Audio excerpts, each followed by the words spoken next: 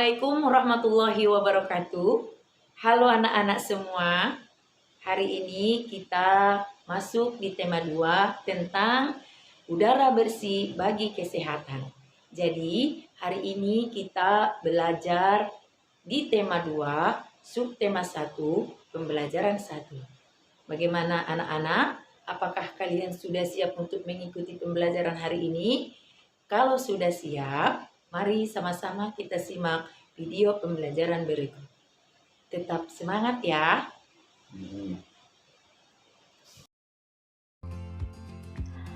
Di sini siapa yang tahu bagaimana cara mencari informasi penting dari suatu teks? Kalau kemarin kalian belajar untuk mencari ide pokok. Sekarang kita belajar untuk mencari informasi penting dari teks.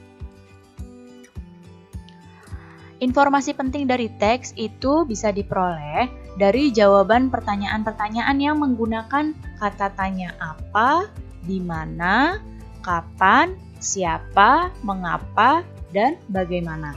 Jadi, kita bisa mengajukan pertanyaan-pertanyaan dengan kata tanya ini untuk mengetahui informasi penting dari teks tersebut.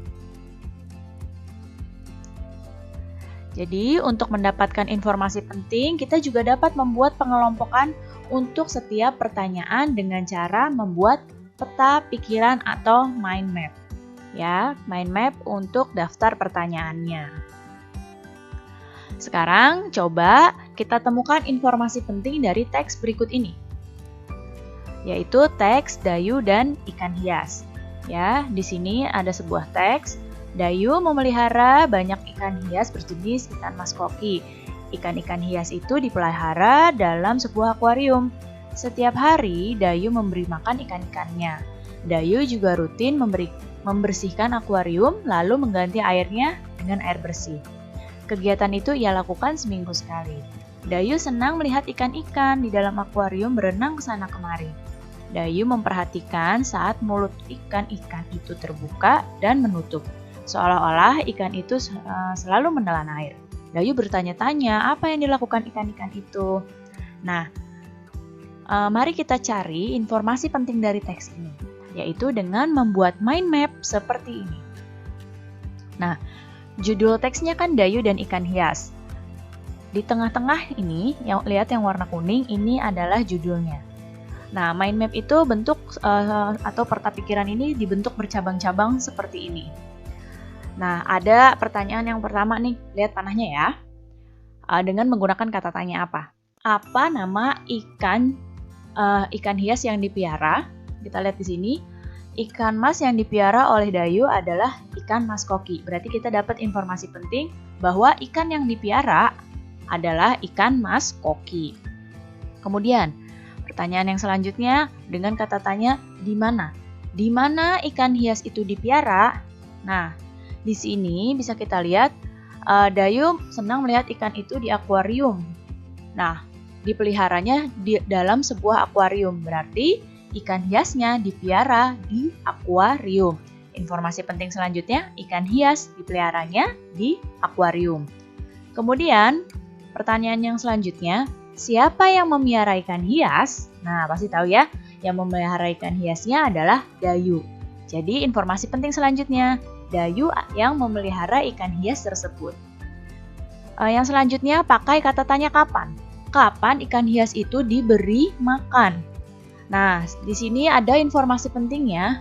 Dayu memberi makan ikan hias tersebut setiap hari. Nah, berarti informasi ikan hiasnya kapan diberi makan berarti setiap hari. Kemudian, kapan akuarium dibersihkan? Akuarium dibersihkannya di sini seminggu sekali. Berarti informasi selanjutnya yang dibersihkan akuariumnya selama seminggu sekali. Pertanyaan yang selanjutnya pakai kata tanya apa?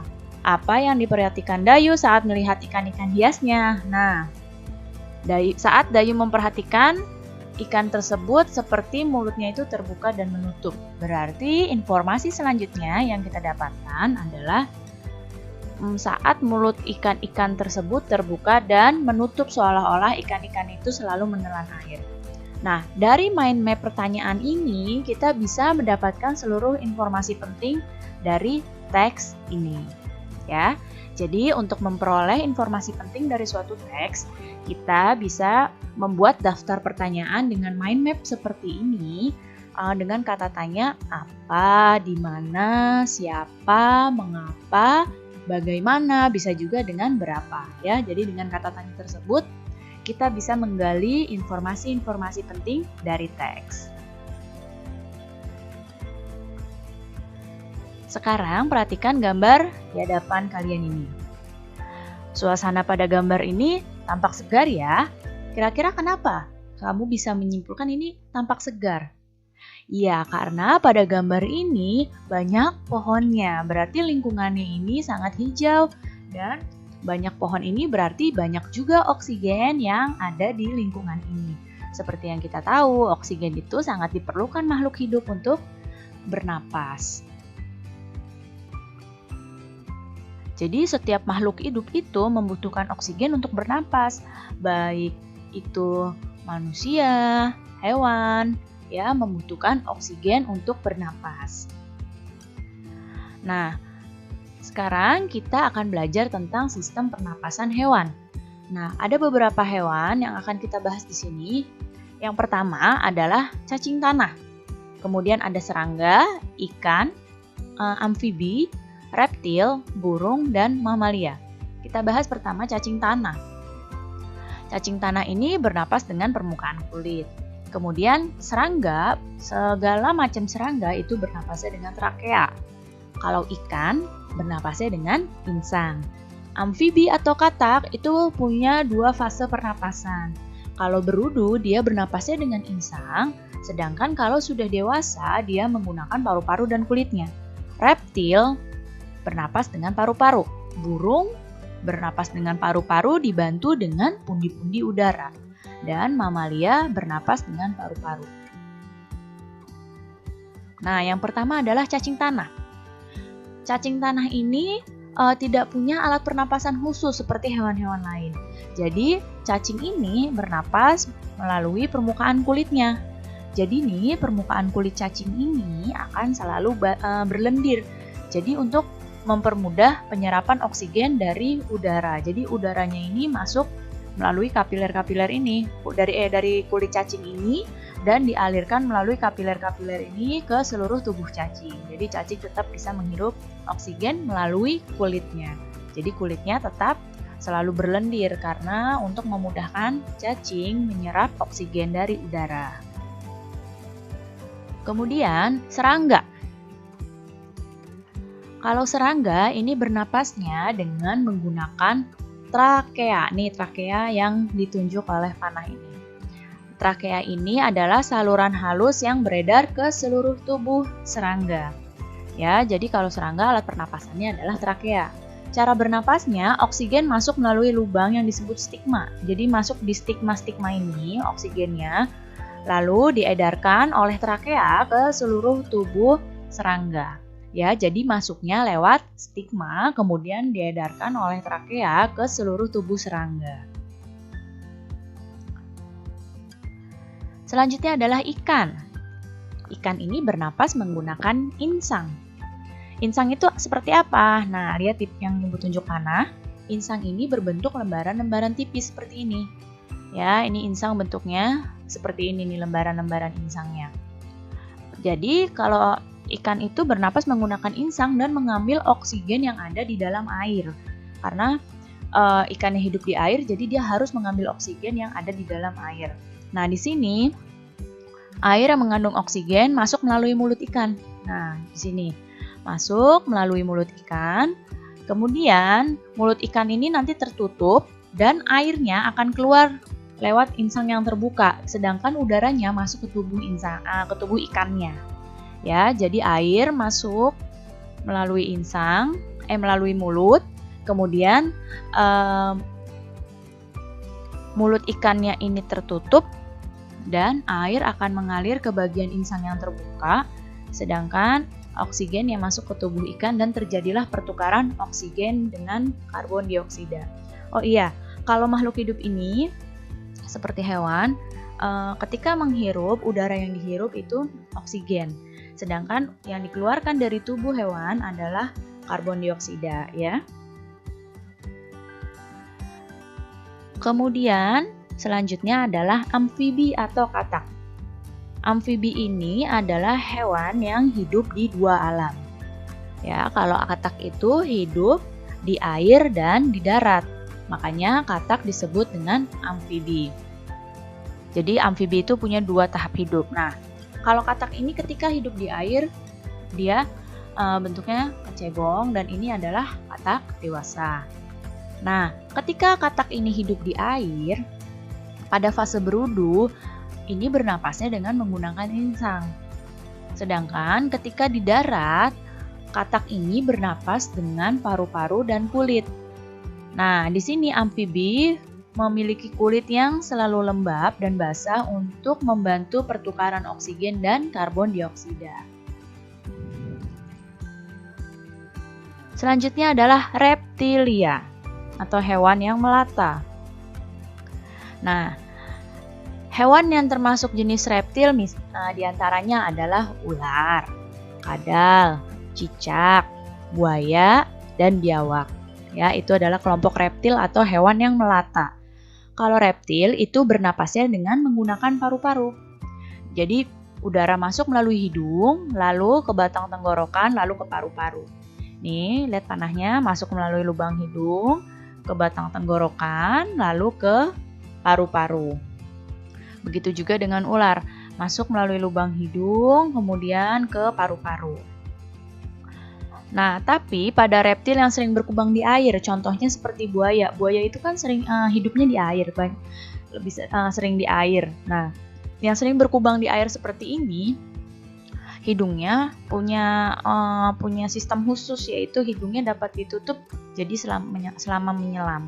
Ketika buaya di air, hidungnya akan tertutup. Jadi selama menyelam itu hidungnya tertutup. Dengan begitu airnya tidak akan masuk ke dalam paru-paru. Jadi seperti itu ya. Selanjutnya adalah burung.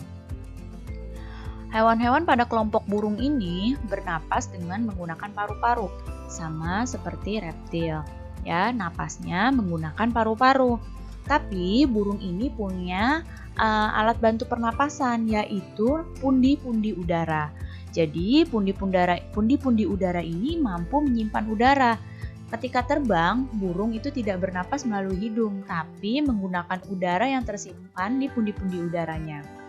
Ya, jadi ketika terbang, burung itu tidak bernapas dari hidung, melainkan dari pundi-pundi udara. Sedangkan ketika dia sedang bertengger di pohon, dia akan bernapas menggunakan paru-parunya. Jadi alat utama pernapasan pada burung adalah paru-paru dibantu dengan pundi-pundi udara. Selanjutnya adalah mamalia. Mamalia ini adalah hewan-hewan yang menyusui anaknya, seperti kuda, kemudian kucing, kambing, sapi, harimau, ikan paus, kemudian lumba-lumba, itu adalah termasuk mamalia. Monyet juga termasuk mamalia. Nah, jadi kalau mamalia ini sama dengan reptil, yaitu bernapas dengan paru-paru. Tapi hanya paru-paru saja kalau di mamalia. Jadi oksigen ini masuk melalui hidung, lalu ke tenggorokan, lalu ke paru-paru. Nah, kalau mamalia yang hidup di air bagaimana bernapasnya? Nah, mamalia yang hidup di air bernapas dengan cara memunculkan diri ke permukaan air secara berkala, atau kadang-kadang dia suka muncul di permukaan air untuk mengambil udara. Seperti ini. Lumba-lumba dan paus ini merupakan mamalia yang hidup di air, tapi mereka kan tetap butuh oksigen untuk bernapas. Jadi, kedua hewan ini akan sesekali muncul ke permukaan air untuk apa? Untuk mengambil oksigen yang ada di udara. Nanti baru dia menyelam lagi ke air. Jadi ketika tubuhnya hewan ini sudah butuh oksigen, maka akan muncul ke permukaan air. Ya, secara berkala lalu mengambil udara, baru masuk lagi ke dalam air. Baik, cukup sekian ya penjelasan Ibu kali ini. Mudah-mudahan kalian dapat paham dan mengerti. Terima kasih anak-anak semua. Sampai jumpa lagi. Wassalamualaikum warahmatullahi wabarakatuh.